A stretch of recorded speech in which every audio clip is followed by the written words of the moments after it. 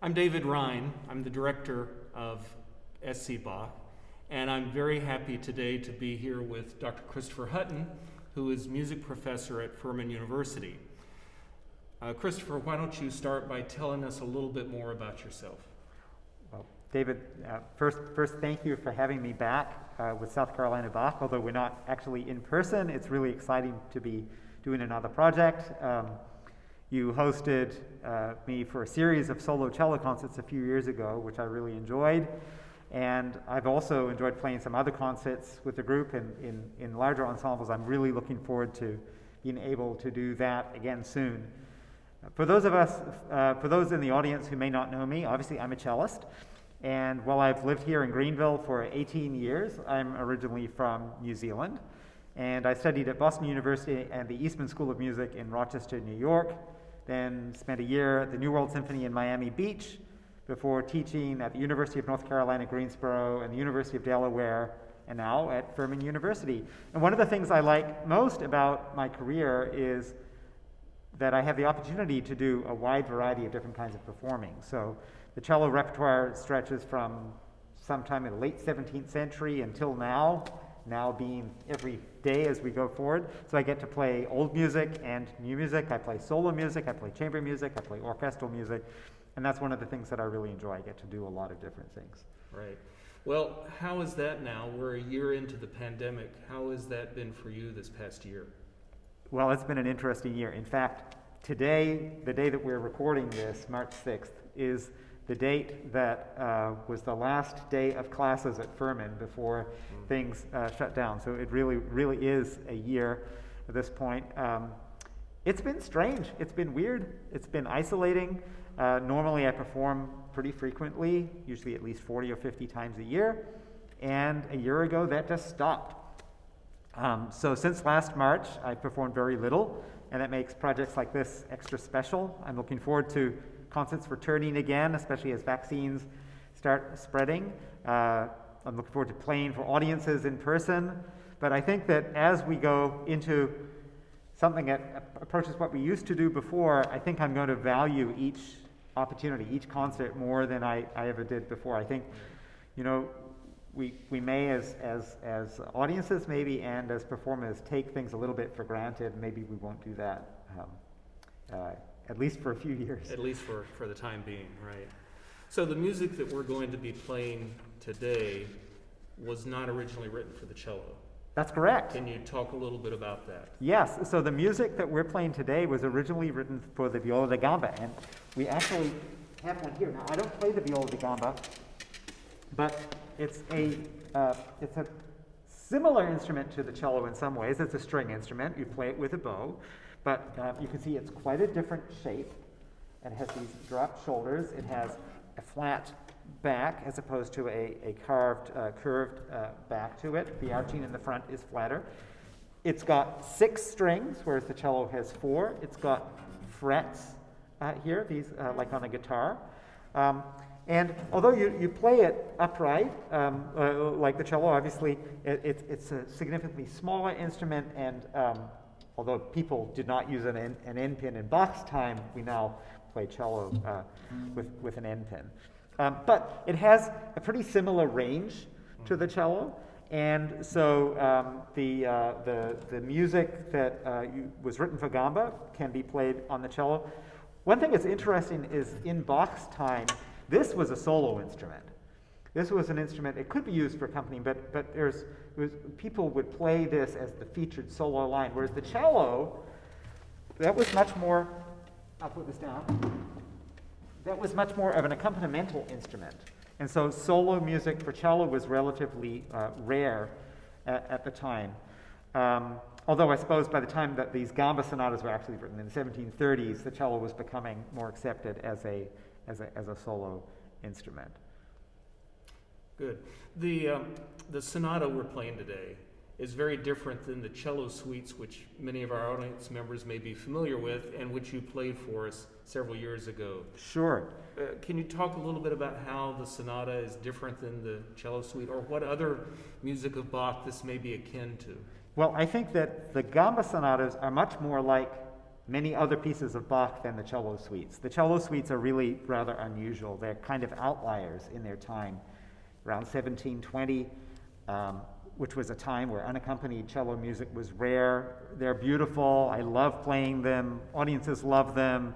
I think Bach might be astounded hundreds of years later that they're as well known and as loved as they are now. But it's really hard for me to think of any music by any other composers from that time that sound like the solo cello suites. But the Gamba Sonatas, on the other hand, they behave, they act, and sound a lot more like other kinds of music that were common at the time. In fact, I don't think Bach would mind us playing it on the cello because he arranged music himself at the time. In fact, one of the sonatas here, and we can talk about this in a minute, at least one of them is arranged from another piece, a trio sonata, and so not surprisingly, the music acts like a trio sonata or another piece of music that would be more common at the time than the cello suites. They seem to me, having played through them with you, they seem to me to be more forward-looking. Even though they're written for the gamba, which is a much older instrument, they seem to be pointing more toward the classical era in some ways. Just the idea of a sonata, first of all, and some of the figuration in the pieces really don't sound so much like Bach, or at least what people think of as Bach. Well, certainly for cello, we get so fixated on those 6 suites, and then playing continuo parts in larger ensemble pieces. We don't have a lot of solo writing for cello. So, but I don't know. For the 1730s, if I compare it to some of the other sort of what we might call pre-classical or transitional pre-classical style, they're certainly very melodic in many ways. There are cantabile sections, but there's also a lot of the kind of motivic busyness that we see in a lot of Bach or earlier 18th century Italian music like Vivaldi or something like that. Yeah. So they certainly, though, still hundreds of years later, sound very fresh and alive and vibrant music, and I just think that speaks to how wonderful Bach's music is, that it still speaks to us centuries later. Should we give our audience a little taste of these pieces? Sure, yes. So we're going to play today the third of 3 sonatas that Bach created for viol da gamba. So this one is in G minor.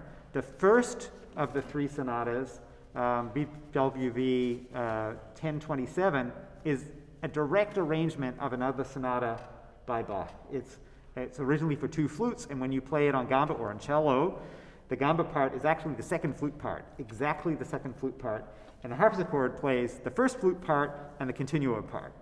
But the one that we're playing today, 1029, rather than like a sonata, in some ways it sounds like a concerto for, in this case, 2 instruments. It's in 3 movements, a fast movement, a slow movement, a fast movement, much like a Vivaldi concerto or Bach's own violin concertos. And the outer movements use the same kind of form that we would expect in a Baroque concerto of that time. That is a ritornello form, where a theme comes back throughout the movement. And so maybe we can start at the beginning of the first movement and show this first ritornello. So here we go.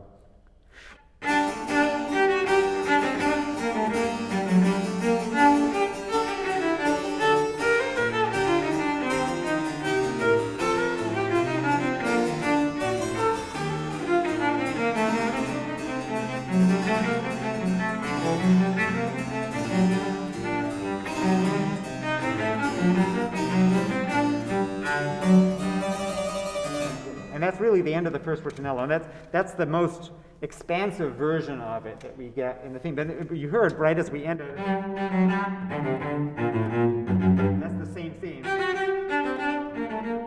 And it comes back multiple times throughout the movement with episodes in between.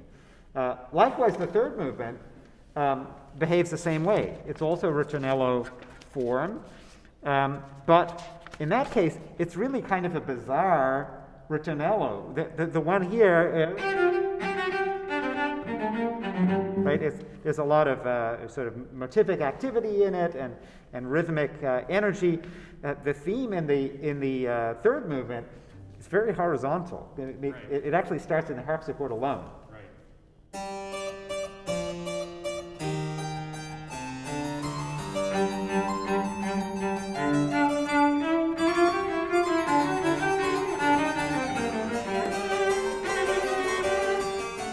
And you can hear that entrance, sort of like a fugue subject, appear in the harpsichord and then the gamba and then back in the other voice of the harpsichord. And that theme comes back multiple times throughout the movement as well. And in the middle, we have this absolute jewel. It's just written in the music, it says adagio, but it might as well say aria. Or air, like in the third orchestral suite. And it's got long sustained notes, which are kind of odd on a harpsichord, maybe sounds like more something you would write for an orchestra, with then very intricate, quicker moving notes in between them that sort of connect the longer notes. So we can maybe start at the very beginning here.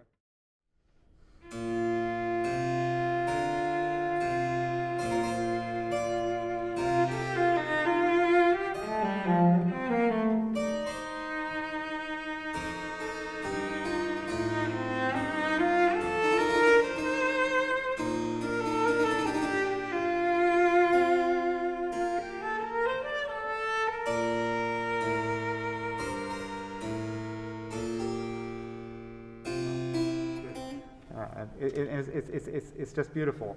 And there are a couple of slightly odd moments, I think, in this movement where the harpsichord comes to a stop, which never happens in the outer movements, but where you get to the end of the first section or the very end, where you just play a chord for 6 whole beats.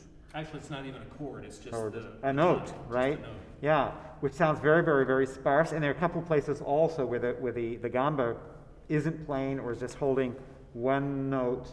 And the texture is just so much more simple than we find anywhere else in the whole sonata.